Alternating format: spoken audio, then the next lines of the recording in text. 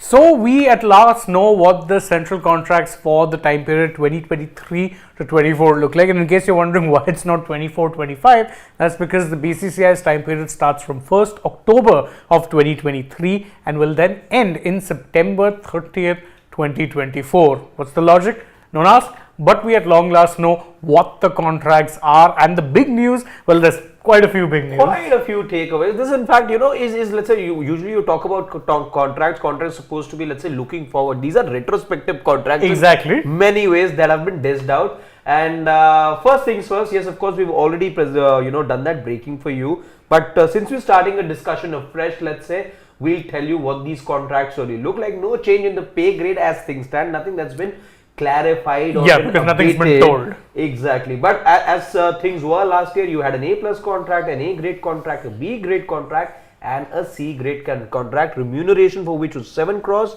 5 crores, 3 crore, and 1 CR. Remains the same. That's what the belief at the moment is, because while the BCCI sent a ton of updates, let's say, and a ton of other footnotes, let's say, in that press release that it sent out, and we'll talk about those footnotes. Interesting, because for all these years that I've been looking at these contracts that get doled out, I never sort of came across these footnotes as has been mentioned this time around. Correct. Normally it's just the contracts announced and that's the extent of it. Exactly. This time you've got footnotes, subtext, subtweets, you name it. There's everything possible over there and then some. And players are catching strays, you name it, whatever is there. It's just the subject line, let's say, there's a couple of paragraphs, and then there's 4 tables that tell you who fits in where as far as the central contracts go. But plenty of change this time around, but there are some things that haven't changed, and the one big thing that's not changed is the players who remain in the A plus contract. There were only 4 players who qualified to be in last year's central contract to be in that A plus grade category. Turns out it's the same 4 players this time around as well. By now you know who those names are: Rohit Sharma, Ravindra Jadeja, Virat Kohli, and Jasprit Bumrah. Some of those names will be flashing on your screens as well as we speak. So these are the centrally contracted A plus grade players. Let's now tell you who the players are as far as grade A is concerned, and that's where there are a few takeaways, there are a few changes as well. Yeah, so in grade A, which is the 5 crore contract, Shubham, can you show us the grade A, please? Grade A, there's a few players, there's been a few ups and downs, but let's go over the names before we talk about who's up and who's down. You've got Ravichandran Ashwin, Mohammad Shami, Mohammad Siraj, KL Rahul, Shubman Gill, and Hardik Pandya, all of whom feature in the grade A contracts. Yes. Now, grade A usually are those who are either seen as A all format players who have recently turned all format players, or those who are maybe 2 format players. So, which is what you're seeing here generally. I mean, an R. Ashwin, we know, is definitely there in tests, floats around in white ball cricket, whether it be ODIs, T20s, depending on the World Cup. Exactly what I was coming to. If it's a T20 World Cup year, Ravichandran Ashwin can be considered a T20I player as well, as we saw happen last year as well in that 2022 edition, where he was paratrooped out of nowhere. Then Shami, we know, plays all formats, but I think the reason why he's grade A is because tends to miss bilaterals, and that's the BCCI's prerogative. And given the workload management that he gets as well, I think those are the reasons for which Mohammad Shami features in grade A. Mohammad Siraj, a little bump for him, or was it's a bump for him, yeah, because he was in grade B, but that bump also comes about because he was in B and recently has become one of those bowlers who you count on across formats. A new all format player. Across formats, across conditions. KL Rahul also continues, a 2 format player now, you can say, to be in grade A. Rather was a 3 format player, but things took a turn earlier this year and the year before that as well. Again, where we saw him lose his place in one of the white ball format. Shubman Gill, a new, let's say, all format player. A new all format player, but also someone who's a new entrant in the grade A category, because last year he was in the B grade. Hardik Pandya, as was the case last year, despite the fact that one thing that you've changed, let's say, in this tenure is this whole captaincy shuffle or reshuffle, whatever you want to say, the captaincy armband being shown to him, then being taken away from him. None of that has really made a change as far as his central retainership is concerned. As far as his contract is concerned, no change over there. So we've done away with the A plus contract. We've also gone through the names in grade A. Also, let me tell you, there are 4 players, as we said, in grade A, A plus, and 6 in grade A. Let me also tell you what the numbers looked like last year. Last year as well, A plus were 4, but there were 5. Unlike this year, where there is one more player added.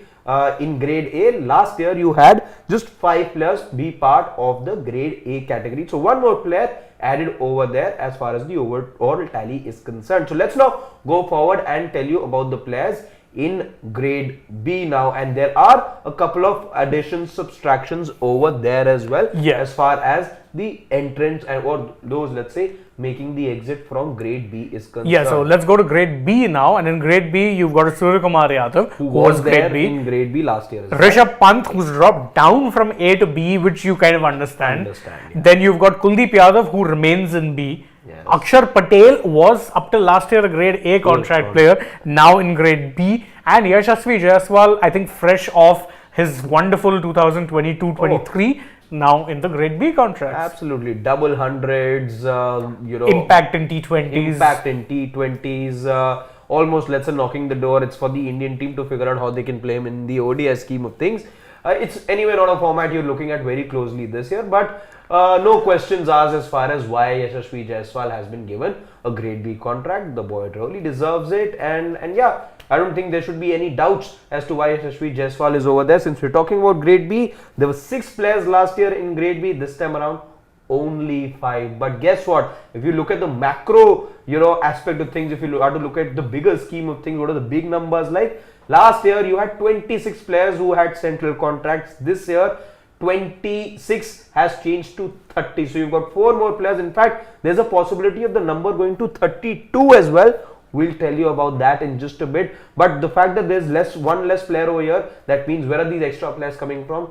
Grade C. So let's now tell you about who are those players in grade C, because in totality there's 15 of them over there. And grade C actually does feature a lot of younger players who weren't part of the scheme of thing until like late 22-23. A lot of players who were considered mainly in the T20I format. So see, grade C, you've got a Rinku Singh, you've got a Tilak Verma, Rituraj Gaikwad, Shardul Thakur remains in grade C, Shivam Dubey, a new entrant as well, Ravi Bishnoi, Jitesh Sharma, Washington Sundar, Mukesh Kumar, Sanju Samson, Arshdeep Singh. Then you've got KS Bharat, you've got Prasidh Krishna, Avesh Khan and Rajat Patidar, all of whom make the cut as far as grade C is concerned. In fact, if you're looking at where the maximum churn has taken place, it has happened in grade C. This is where you've seen so many names being taken out and so many new names being added as well. In fact, many of these players, in fact, they would have started out, let's say, earlier last year playing, let's say, away to Ireland. I think this is the first time you saw that, young team being assembled. You saw that happen the year before that as well on these away tours. But again, now that reward coming in, remember, this was also, many of these players were also representing the Indian team at the Asian Games as well. So perhaps for the fact that you got a gold medal over there, and now many of these players have now managed to get into the Indian setup as well. And when I mean setup, I mean, let's say, playing for India regularly in bilaterals. You look at Rajat Patidar, for example, he's playing the ongoing series. You look at Shivam Dubey, was part of the T20 series. You look at Rinku Singh, part of the T20 series. Tilak Verma, same applies to him. So many of these. Bishnoi, Jitesh also. Bishnoi, Jitesh, yes. In fact, talking about big takeaways, there are a couple of players who were featuring, let's say, let's talk about, since Ravi Bishnoi is one name that came up, there is no space, there is no central contract for somebody. Ravi Bishnoi was competing with for a spot or a place in the 11 for the longest time, and we're talking about Yuzi Chahal over here. Yuzi Chahal had a grade C contract until last year, but this time around, no central contract neither for him nor for Chiteshwar Pujara. So what does that tell you? That they're not in the scheme of things. They're not in the scheme of things. There was no Yuzi Chahal playing in the South Africa T20 or the Afghanistan T20I series that you had, or let's say the T20I series that you had against Australia after the World Cup got over. Ravi Bishnoi, as a matter of fact, was playing in the Afghanistan T20I series as well. So that is a big indicator as to where the team is headed, where the BCCI is looking, what are those players that the selection committee is also looking at. Absolutely, because they've made a few sweeping changes, as we mentioned. Grade C is where you've seen the most churn. A lot of these are players who were brought in over the past year or so in the T20I format where you wanted to, let's say, refresh your talent pool. And it's reflective of that. Even some of the players who were already there, Sanju Samson and Arshdeep Singh, Prasid wasn't there, sorry. These guys were all there. Washington Sundar. These guys were there and thereabouts. But again, most of them are fairly on the younger side. The not experienced players either in terms of age or really even in terms of the number of games they've played. And also this time around, you've seen a new subcategory of sorts come in, fast bowling contracts. You've got 5 players on fast bowling contracts. Now, before we delve into the names, before we tell you who these names are, this is, as Shane said, something that's not been done before, that's not been communicated before. These are fast bowlers and these are special fast bowling contracts that are going to be offered to these players. What the remuneration for that will be, that is something that the BCCI has not specified in their press release.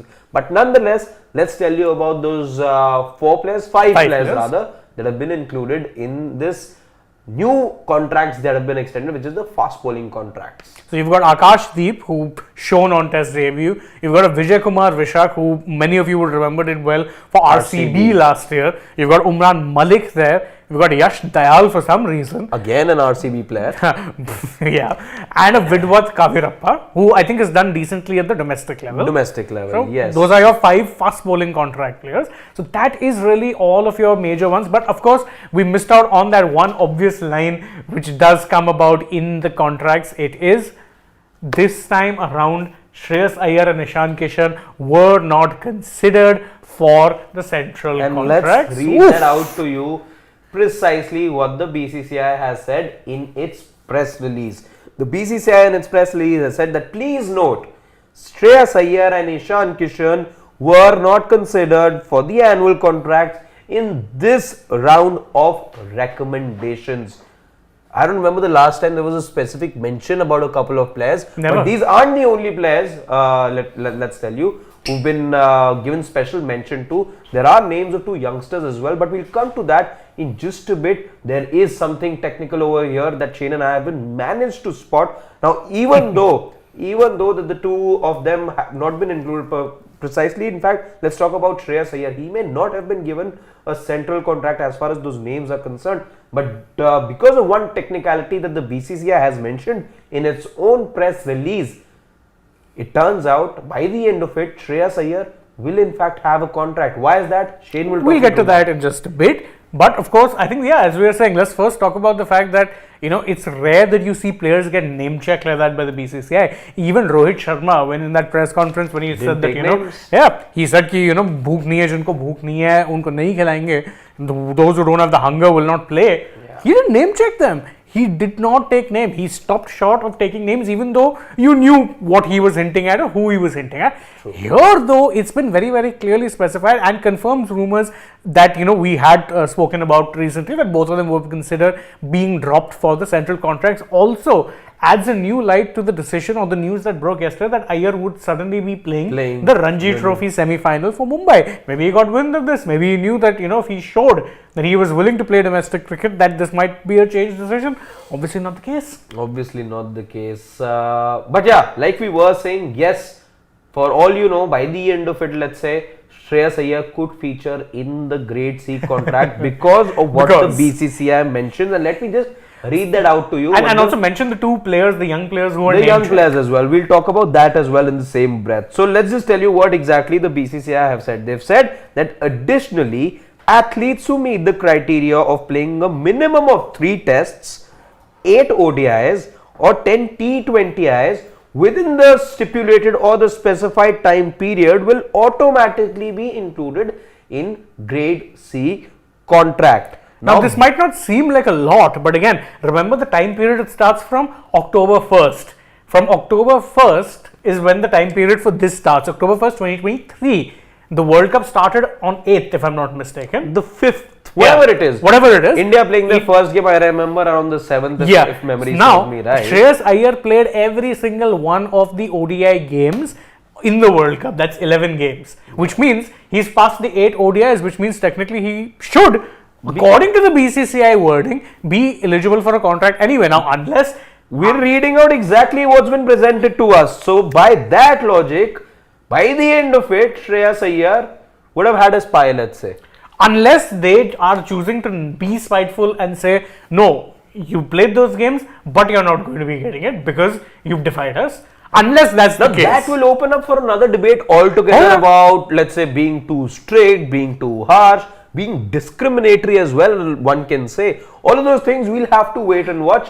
They haven't, clearly given a Shreyas Iyer a contract. We're just picking on a technicality that the BCCI have mentioned in their own press release. Now let's talk about the other technicality that they said, and which is why we earlier said that the number from 30 could in fact go to 32 as far as the overall number of contracts is concerned, because these two young players that have again sort of gained a special mention in the press release. And if Shane could just talk us through what that bit says in that press release. So because they talk about the number of matches you have to play to get to that pro rata based grade C contract, they mention additionally, for instance, Dhruv Jurel and Sarfaraz Khan, having played 2 test matches so far, will be inducted into grade C if they participate in the Dharamshala test match, that is the 5th test of the ongoing series against England, and what's more, noting their 3rd consecutive test match, which brings them straight into... Again, applying the same logic. Now, the BCCI has gone ahead and said that, okay, and like we all know that first Rajkot, then Ranchi, the players did play, Dhruv Jurel and Sarfaraz Khan being the players we're talking about here. They did play in these 2 test matches. They play a 3rd test match, and on pro rata basis, then they will be given a central contract as well in the grade C category. We're applying exactly the same logic in the case of Shreyas Iyer as well, who by the end of the World Cup had played 11 matches, and by that logic, because the BCCI 8 ODIs or 10 T20Is, Ishan Kishan though might just miss out as far as he would might just miss out as far as that count is concerned, because he doesn't he doesn't fulfill the criteria, let's say. He doesn't, because I think he played 1 match in the World Cup, if at all. He played maybe 1 or 2 matches. He played the first 2, if I'm not wrong, when Gill wasn't there. And when once Gill was fit, which was I think for the Pakistan game, then you didn't have Ishan. And then after that, I think Australia and Afghanistan is when Ishan would have played. Pakistan, Gill came back. 3rd was Pakistan, which is where Gill played. And also after that, I don't think India even played 6 more ODIs for him to participate in. They played 3 in South Africa, and I don't think he played all 3. So he misses out. T20Is also, they played 8, and I don't think he played in all 8. He played in all 8, which either way, even if it did, wouldn't have mattered. He doesn't make the cut. Shreyas Iyer, on the other hand, based on our math, does. But that's a whole different story, unless they chose to withhold it altogether. That's a very different matter. But I think it's fair to say they have cracked the whip. They have cracked the whip. There's no two ways about it. In fact, let's just quickly tell you the last bit of the press release, which further reaffirms what we've just been saying, what the title also says, that maybe, yes, they've really cracked the whip as far as the BCCI are concerned. They've come down heavily, and that's spoken not just in the reports that have been doing the rounds for about a week now, but also in the way that the contracts have been doled out. The BCCI, and I'm quoting the press release over here, the BCCI has recommended to all the athletes to give precedence to participating in domestic cricket during periods when they are not representing the national team. Now that's big. Now it comes at the back of, if you've been watching all the coverage that we've been doing here on Sports, this has a certain background, this has a certain backdrop as well, because this comes just about a week after the BCCI secretary had put out a letter asking the players and saying out loud that, listen, you've got to be playing Ranji. This is not a situation where we saw coming, where players would be giving IPL more precedence, would be giving IPL more priority. The idea is to give and preserve Test cricket, take it forward, and for that players have to be playing Ranji Trophy as well, and this says it very clearly as well. And perhaps call it a sheer coincidence or whatever it is, Shreyas Iyer is suddenly available now. Maybe he got a hint of it, he got he got some idea about this coming his way, or let's say BCCI really coming down heavily as far as propelling domestic cricket is concerned. He's made himself available, as Shane earlier said as well. Yeah, out of nowhere, because again the back spasms came and went again. It's just, I don't know. If suddenly is available, but again missed out here. Yeah. And I think that last line is really key because it says domestic cricket. It doesn't necessarily specify, let's say, red ball cricket. Red ball cricket. Because again, domestic cricket, don't forget, also includes the Vijay Hazare and the Syed Mushtaq Ali. Mushtaq. Lot of players will even miss out on those to Even keep their fitness. Could be something like a Kuch Bihar as well. It could be something like so we mentioned Kuch Bihar, the Syed Mushtaq Ali Trophy, something like the Irani Trophy as well. It could be. You've got to be giving these tournaments a lot of preference over, let's say, the present choices, let's say, that are being made by some players, not all. So all of this coming together, let's say, or happening in a week where there's been a lot of talk about giving Test cricket its due, prioritizing it, preserving it, enjoying it as well. Recently, you heard it from the captain as well, that we're only going to be looking at players who show us the kind of dedication for the toughest format of the game and have the hunger to succeed as well. Remember, he didn't take any names, but what's happened after that gives you a idea or two as to what he was exactly meaning over there. And a lot's been said about whether he was directly hinting at a Shreyas Iyer or an Ishan Kishan. You add all things up, you could, let's say, come to you could deduce the fact that yes, maybe these two were the players he was looking at as well or hinting at. But if you read further into what he was saying, he also said that it applies to those players who are here at the moment and who are not here also at the moment. It applies to everyone. Maybe it was just something that he said as a general statement about just taking the format seriously and have the rigor in you as a player to be able to challenge yourself. But again, you could be right, let's say, in saying that no, these comments were directly at Shreyas Iyer. If they weren't, I don't think they'd be name checked. Exactly. Because that's the thing, I do not ever remember the BCCI coming out and saying so-and-so player. I mean, a Pujara was dropped from the contracts very quietly.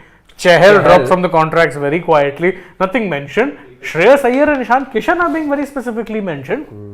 So there's clearly something. It could be, again, there's no clarity, but again, certain reports suggesting that this whip, it's been cracked by the BCCI, but let's say the minds behind this happen to be that of the chief selector in Ajit Agarkar and your head coach in Rahul Dravid, who have really put their foot down and said that listen, a message needs to be sent out.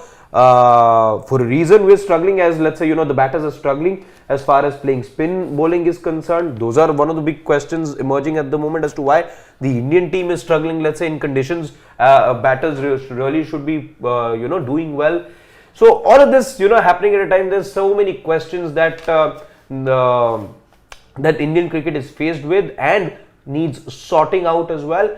And maybe now you could say that they are headed in the right direction. Whether or not these things are followed or not, because again, remember, this being pointed out earlier in one of the previous editions of our Dugout, there's a similar sort of a thing was being voiced last year, a mandate was being put out last year, but none of that really happened. Maybe things are just getting, pushed from there on, maybe because that didn't happen last year. Now the BCCI is having to take harsher steps. Also, you have to remember, all of these diktats are coming at a very weird time because it's coming at the fag end of the Ranji Trophy, which, need I remind you, is the last domestic tournament really in the year that's held. It's the last major one. Yeah, sure, you have an Irani, but then Irani is basically champions versus rest of India, so it's a one-off match.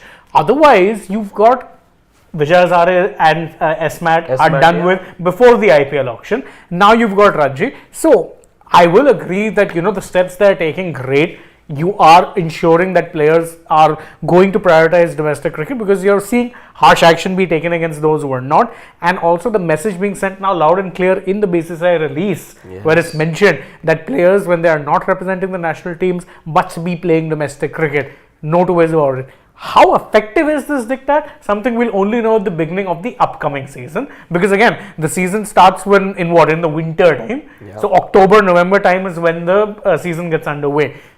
During that time, if you see players who are not selected for national team duty play domestic cricket, if you see them playing the Vijay Hazares, the Syed Mushtaq Alis and then the Ranji Trophy, then and only then will I believe that yes, the funk you found yourself in for 10 plus years, you're finally taking steps towards reviving domestic cricket. Then and only then will I believe it. Yeah, there's still some time because I remember again yesterday when the three of us, including Nikhil, let's say, were having this conversation. Do I expect, let's say, things to change immediately? Maybe not. But this, I must say, is the first time that you're seeing so many. There are a lot of firsts over here happening. There are a lot of firsts happening over here, for which I would like to believe, yes, there is some sort of seriousness that has now crept in as far as the BCCI is concerned. Maybe they've reached that tipping point or that point of realization, which is why we're seeing reports emerging, ones which suggest that harsher actions or stricter actions will be taken, and now they are really being taken as well. You'd like to believe there is some sort of there's some sort of there's something happening, let's say, in the background which we may not be fully aware of at the moment, but yes, things being taken far more seriously now as far as taking test cricket forward is concerned, as far as giving domestic cricket its due is concerned, and which is why certain procedures now being laid out very, very clearly. Sawal? Yes, we could dive into the questions, Shivam. Go right up. He's going to be kind to us. Scroll right up. We can take from the top, there aren't that many. Let's see. Vansh Jain being very critical towards Rahul Dravid. I have no idea why. I don't know why he believes that Dravid would have been sacked in 1 week if this was football. I think he's taking some good moves.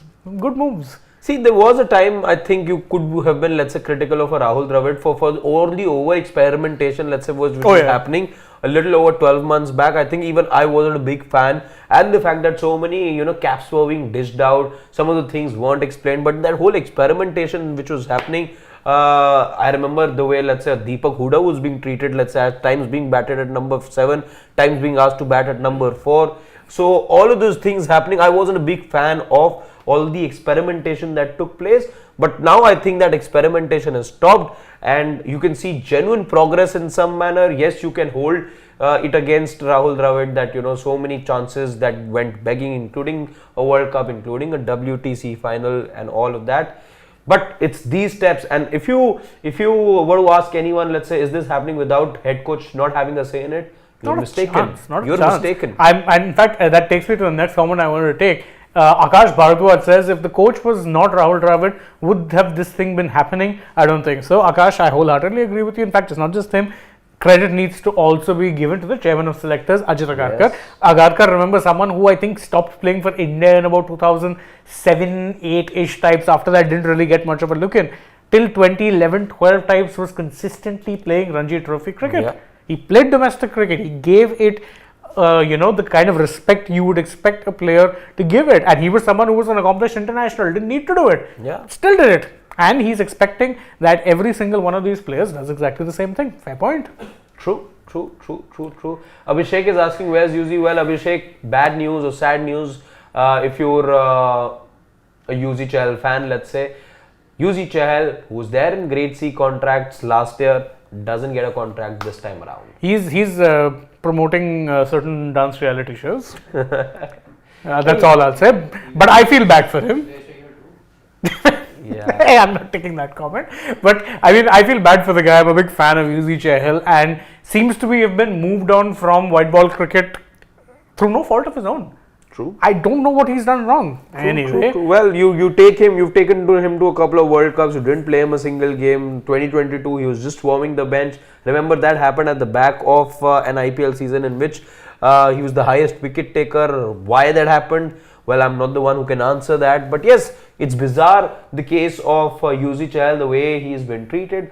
Let's see if things change this time around. If, let's say, an IPL in which again he's expected to do well, will that change the way that the BCCI is now looking at him? Or let's say Ravi Bishnoi, who clearly now is the front runner as far as that leg spinning option is concerned. There aren't any other leg spinners you can count in this. There's a Bishnoi and a Kuldeep. That's it. That's your spinners.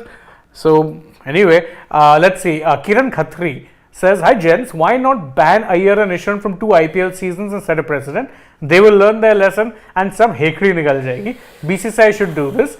It's interesting because they are still contracted players to the IPL, and I mean 13 crores and 15 crores respectively. Will it not cushion the blow just a little bit? Isn't both 15 crores now? No. Iyer is around 13 odd. He was bought on the auction, no? 13.25 I think was his amount.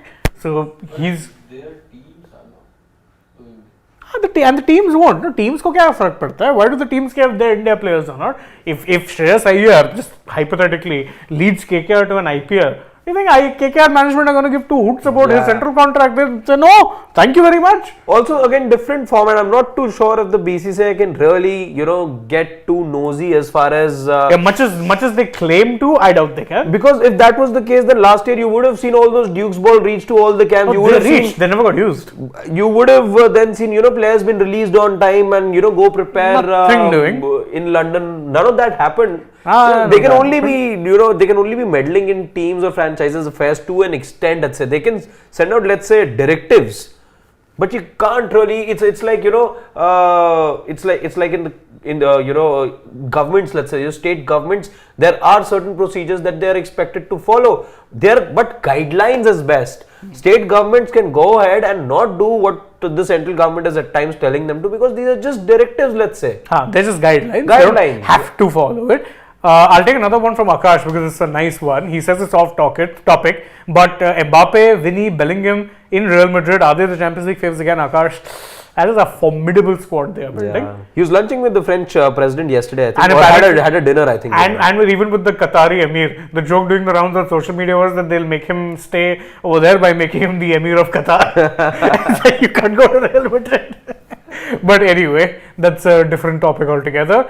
Vineet Ambat says, has the BCCI gone too far? No, Vineet, they're doing exactly what they should be doing to protect their own asset, which is Test cricket, which is international cricket. Yes. That's fair. Sarat Chandra Yalamarti says, whatever the team management has done wrong with Kishan, at the end, it's Kishan's loss. His career is going like Raidu's one. Should have been a little more patient and wise. In hindsight, I think he makes a good comparison because yes. again, at the end of it, Ambati Raidu looked a rebel, let's say.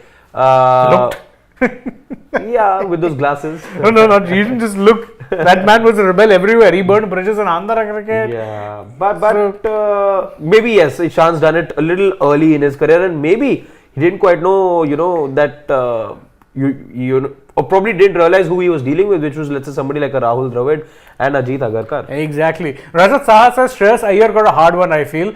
Disagree, but I mean, if this is what it takes to light a fire underneath him and get KKR the third title, all for it. All for it. All for He's it. looking at it from a KKR. Yeah, I'm looking right now. India thing. That's how it doesn't matter if he's playing for India or not playing. No, he's not playing. Big deal. Do I see India winning the T20 World Cup? No. May as well hope that my team can win a third IPL. Anyhow, go down. We'll take 1-2 more, then can call it a day. Yeah, you guys have that even year thing as it is, right? 12 and 14. 10 years since the last one. We're in an even year again. I think we're done with all the comments because now we're just getting repeats. So, shall we? We could, yes. Are we done? Wait. Yeah, there are a few more that we see there. Hitesh Verma feels that Gill deserved to be in the A+ category. Good shout actually, Hitesh, considering he was pretty much a regular. I mean, the only time he got dropped from T20 Ice was Afghanistan. That's it. Otherwise, he was the first choice name you put down come what may across formats. Maybe they'll wait for him for a year or two to solidify himself across formats, then he gets that contract. But right now, things look difficult as far as coming back into the T20I side is concerned, because clearly Yashasvi is now being looked at over there. And Gill batting in the middle order, well, there's no space. No. But again, see, how many years does a Rohit have? Exactly. That's where he can still play the long game and say, listen, I'll have one good IPL, keep myself in the squad. Yes. And then anytime a drop in form happens for anyone, I'm right there. So, fair enough. Yeah. Chala? Yeah. I think we're good with the comments. Yeah. Thank you so much, as always, guys, for joining us here on the Dugout. Many of you asking where Nikhil is. He's coming up with something special. Very special. He's cooking up something really special for you guys. Don't worry. You'll get to see that on Sports Today. And cheap plug, I also have a nice little exclusive interview coming your way. It'll be up post the Dugout with India's #1 female ranked tennis player, Ankita Raina. Also, bit more of a plug, special story coming on how women's tennis in India is flourishing. That'll be tomorrow. So keep your eyes peeled. All right, then. We'll take your leave. Thank you. Bye-bye. And we'll see you on the next edition of the Dugout. That's Shane Dias, my colleague. My name is Harshit Ahuja. Bye-bye. We'll see you soon.